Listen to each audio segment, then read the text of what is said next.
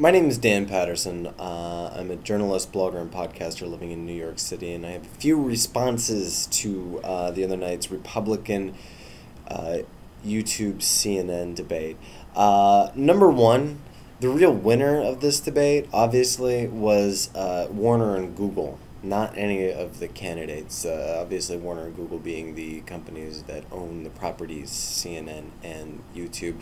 Not really a more democratic process, but maybe it was something that was more palatable for television. I don't know, entertaining after the 450th debate. First response, now I'm an independent, I'm not a Republican, I'm not a Democrat. I do live in New York City. I'm not a huge fan of Rudy Giuliani. But the play between Giuliani and Romney was very interesting. Giuliani may be crazy like a fox is crazy, but Romney is just insincere on camera. And I don't know that anybody outside of the heartland, I grew up in the heartland, is going to really have an intense emotional response. I thought Rudy was far more articulate and weird enough that he was kind of honest.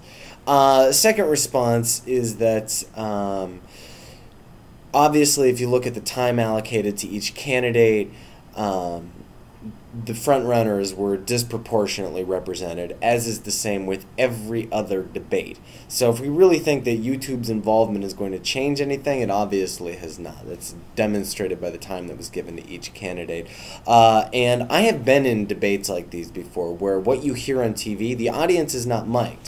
What you hear on television and what you see is especially the audience reaction, is vastly different than how it appears in the audience itself. And I can tell you, I was not at this debate, but I can absolutely tell you from watching that and watching the audience's reaction, people like Ron Paul received a tremendous response. Whether it was positive or negative, that was the candidate that really truly got people excited, and should be a candidate, because of what he is saying, that more time and energy by the media should be focused on talking about what his policy positions actually mean.